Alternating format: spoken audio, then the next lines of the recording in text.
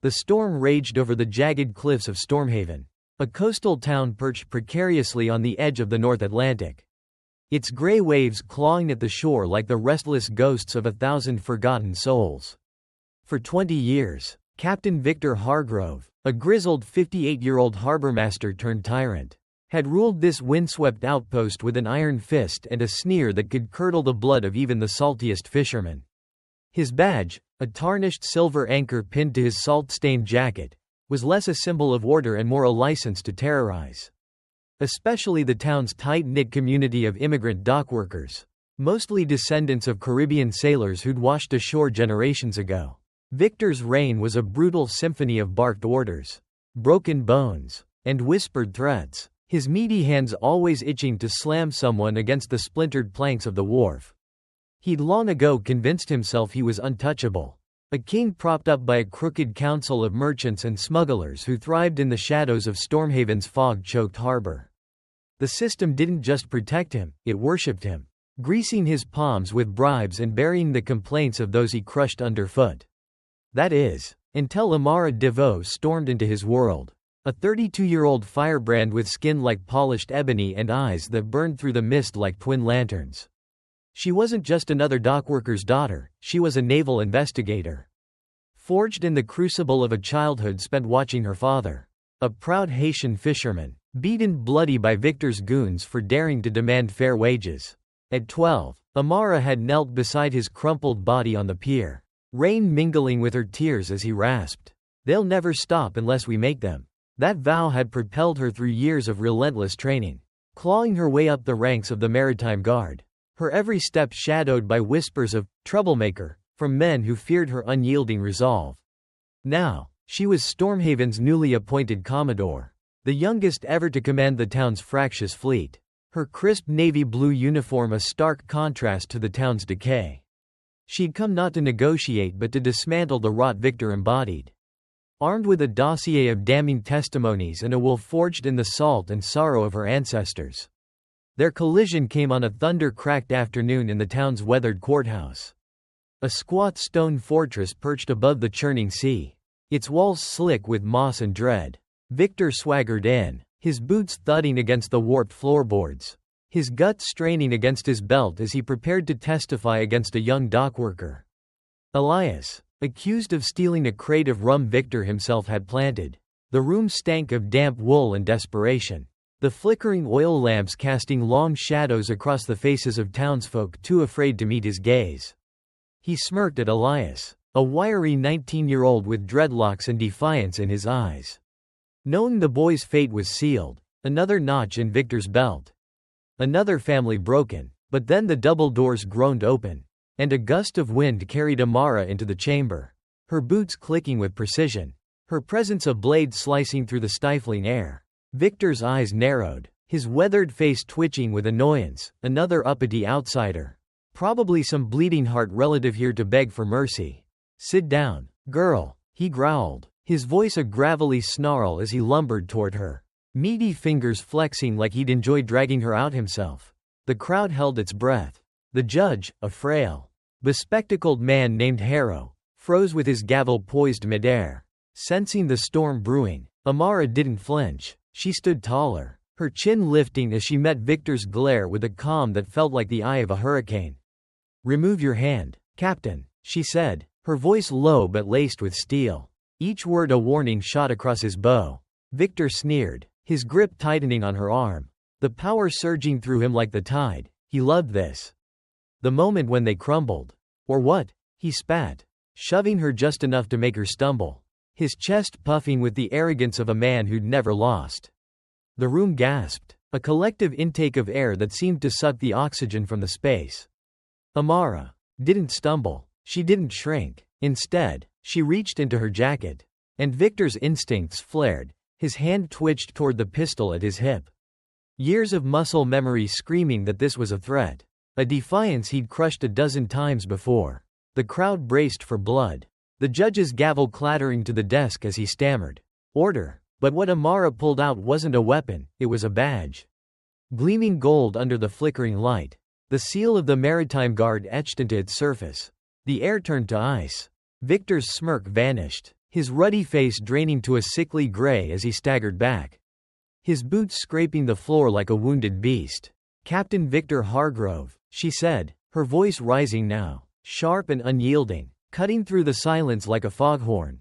"I am Commodore Amara DeVoe, your new commanding officer. Effective this morning." The courtroom erupted, gasps, murmurs, a fisherman's choked sob, as the weight of her words sank in. Victor's lips parted, but no sound came. His world, built on fear and unchecked power, cracked like a ship hull against the rocks. Amara stepped forward, her shadow swallowing him, and the judge's gavel finally slammed down. A thunderclap in the chaos.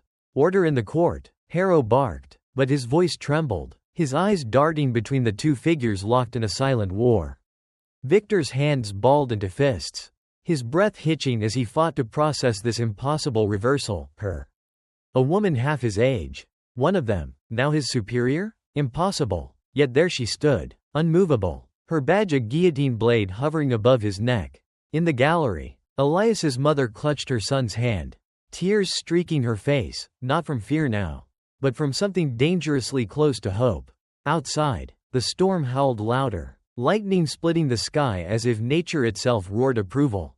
Amara's gaze never wavered, piercing Victor with the weight of every injustice he'd inflicted, every life he'd shattered. "Your days of terrorizing this town are over," she said, quieter now, but the promise in her tone was deafening. Victor's knees buckled slightly, the first fracture in his armor, and the room buzzed with the electric realization that this wasn't just a confrontation, it was a reckoning.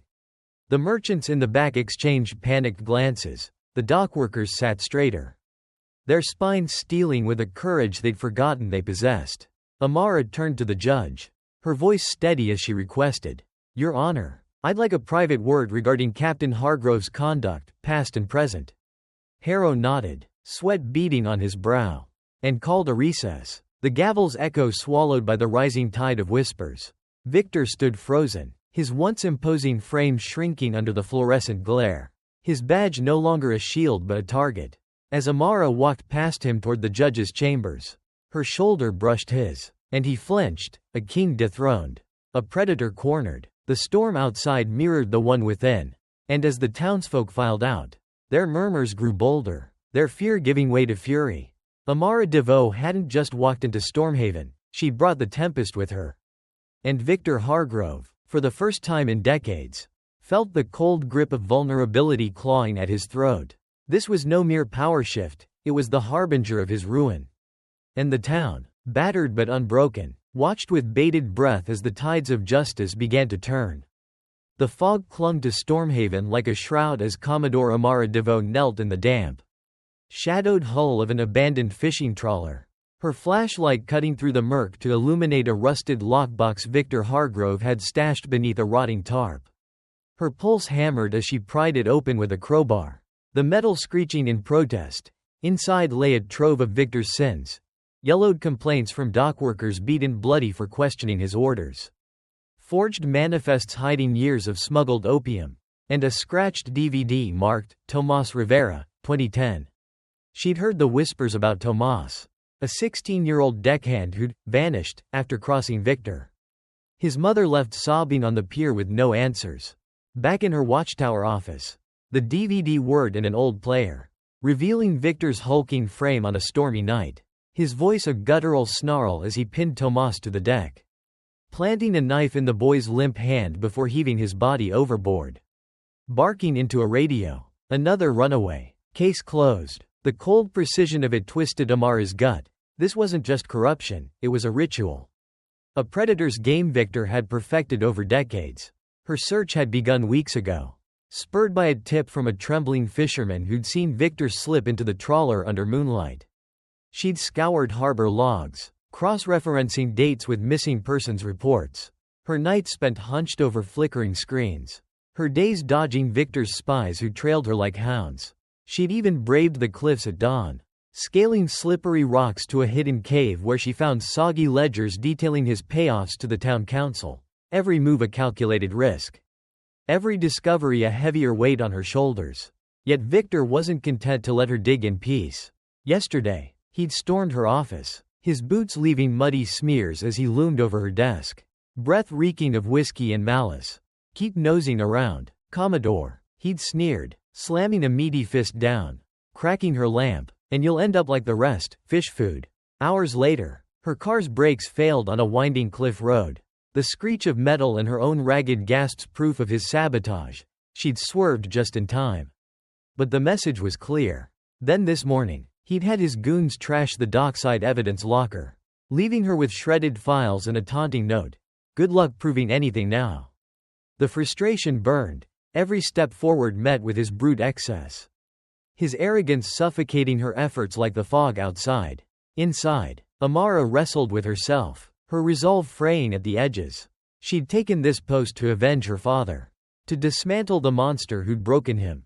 But Victor's reach felt infinite, his cruelty a tide she couldn't stem. Could she outlast him, or was she a fool to think one woman could uproot a system that fed on his violence? Her hands shaky, she clutched the DVD. Tomas's wide, pleading eyes haunting her. Failure wasn't just personal, it was letting every victim down. Yet doubt gnawed. What if Victor's next move wasn't just a warning but a killing blow?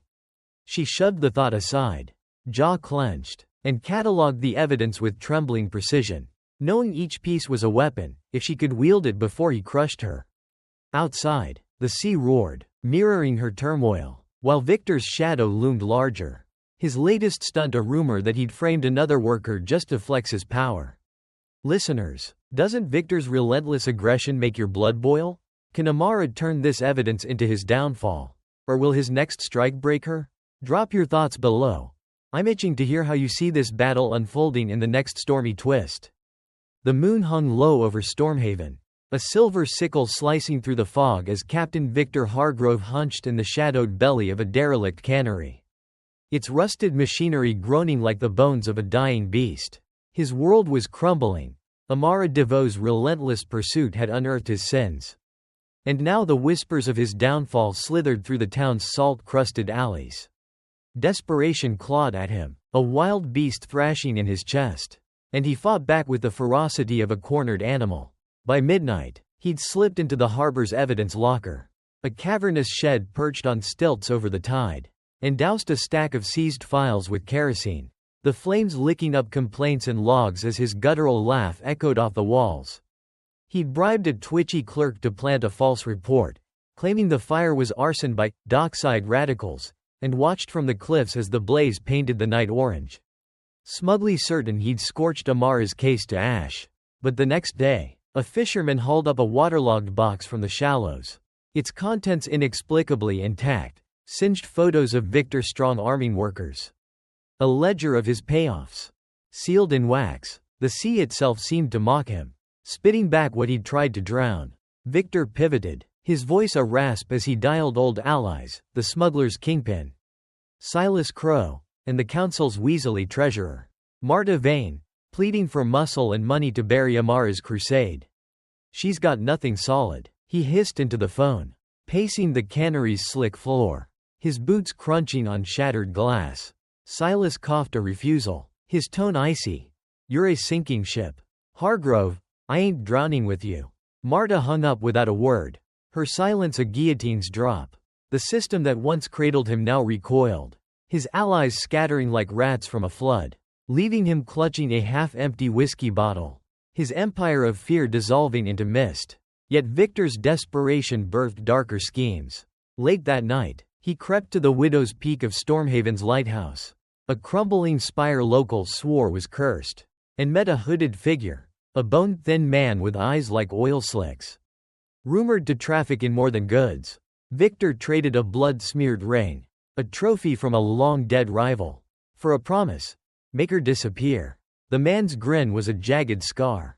And by dawn, a strange fog coiled around Amara's watchtower, thick and unnatural, whispering with faint, unearthly voices. But the consequences crept in, insidious and swift. The cannery's fire drew a flock of gulls that wouldn't stop screaming, their cries forming words: liar, murderer, until Victor hurled rocks in a blind rage. His hands bleeding, fishermen swore they glimpsed Tomas Rivera's ghostly face in the waves. Pale and accusing, a specter from the grave Victor had filled years ago. His reflection in the bottle warped, showing not his grizzled face but a hollow-eyed stranger. And sleep brought dreams of sinking ships dragging him under. The town buzzed with unease. Victor's fight against justice was unraveling him. And something older, stranger, was waking in Stormhaven's depths. Listeners, what's lurking in that fog, Victor's doom or Amara's? Drop your wildest guesses below. This mystery's just beginning to unfurl. The relentless drizzle-soaked Stormhaven's jagged cliffs as Commodore Amara DeVoe stood resolute atop the harbor watchtower.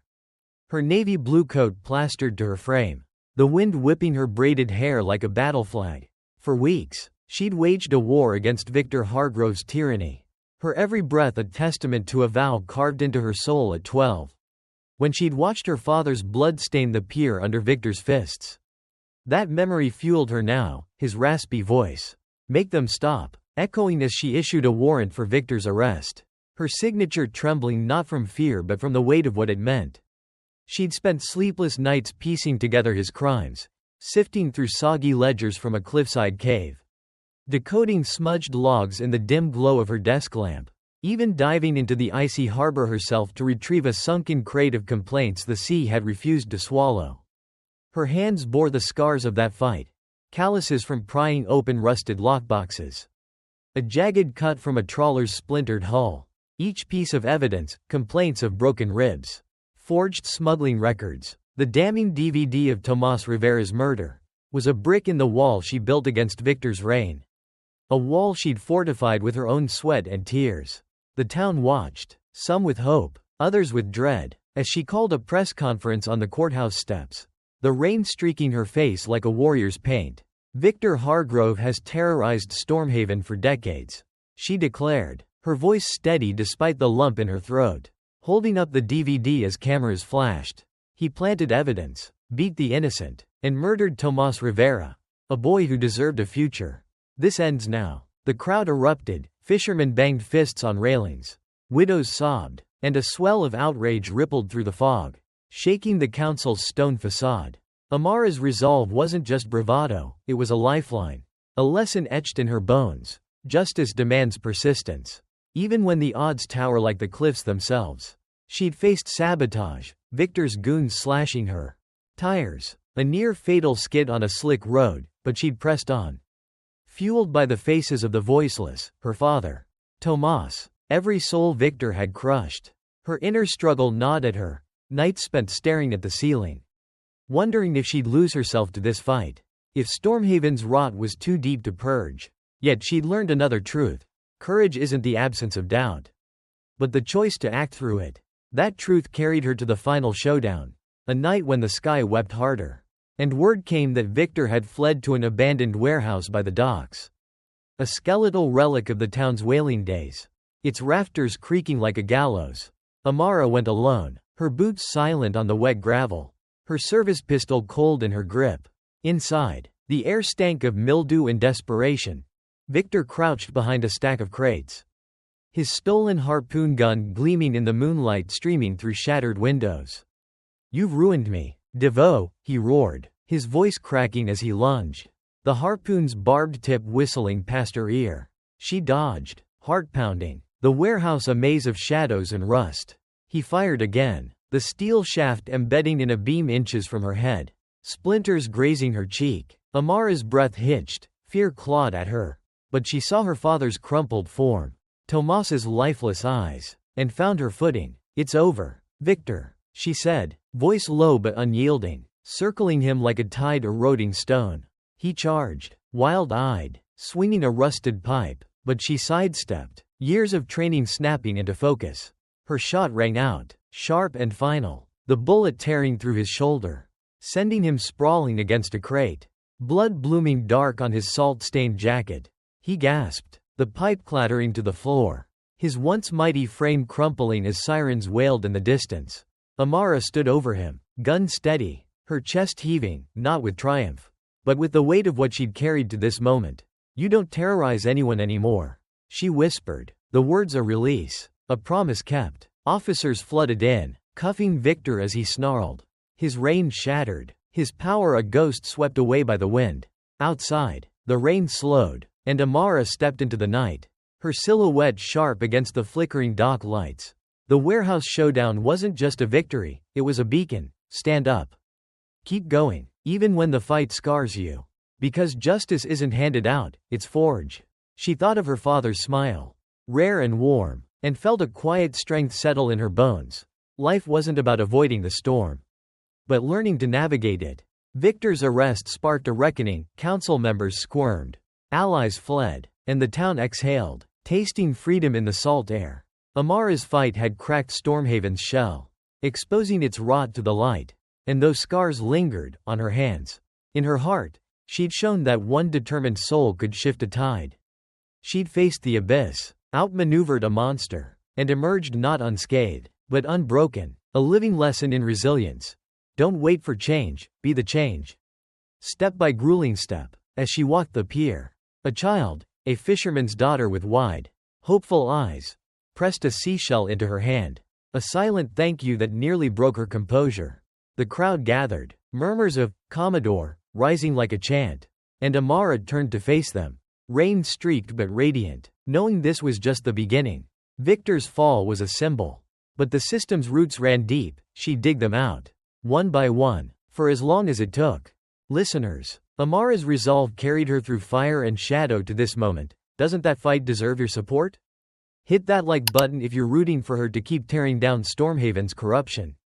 Her showdown with Victor's just the start. What's next for this unbreakable woman? Drop your thoughts below. I'm counting on your cheers to fuel her next battle. The courtroom in Stormhaven sat hushed under a gray dawn, its stone walls slick with the aftermath of last night's storm. As Captain Victor Hargrove stood shackled in the defendant's box, his once imposing frame dwarfed by the orange jumpsuit that replaced his salt-stained harbormaster's coat. The gavel fell like a thunderclap, the judge's voice cutting through the stillness. Victor Hargrove, you are hereby convicted of evidence tampering, extortion, and the murder of Tomas Rivera, sentenced to 25 years without parole. A ripple of gasps and muffled sobs swept through the packed gallery. Fishermen clutched their caps. Widows dabbed their eyes. And a young girl, Tomas's sister Lila, now 19, gripped her mother's hand, her quiet tears a testament to a wound finally acknowledged. The consequences of Victor's decades-long reign unfurled like the tide. The town's docks, once his kingdom of fear, buzzed with relief as his cronies, Silas Crow and Marta Vane, faced their own indictments. Their smugglers' dens raided by dawn. The council, stained by his bribes, scrambled to resign, their resignations piling up like driftwood, while the Maritime Guard launched a sweeping reform, purging officers who'd turned a blind eye to his brutality. Victor's fall cracked Stormhaven's brittle shell. Fishermen reclaimed their wages. Dockworkers walked taller, and a makeshift memorial of seashells and candles sprouted on the pier for Tomas. A silent promise that no more names would be erased. Inside Victor's mind, a tempest raged. He stared at the judge, his weathered face a mask of defiance. But beneath it, his thoughts churned like the sea he'd once ruled. How did it come to this? He wondered, his knuckles whitening around the rail. He'd built an empire on broken backs, every punch thrown, every life snuffed out like Tomas's. A brick in his wall of power.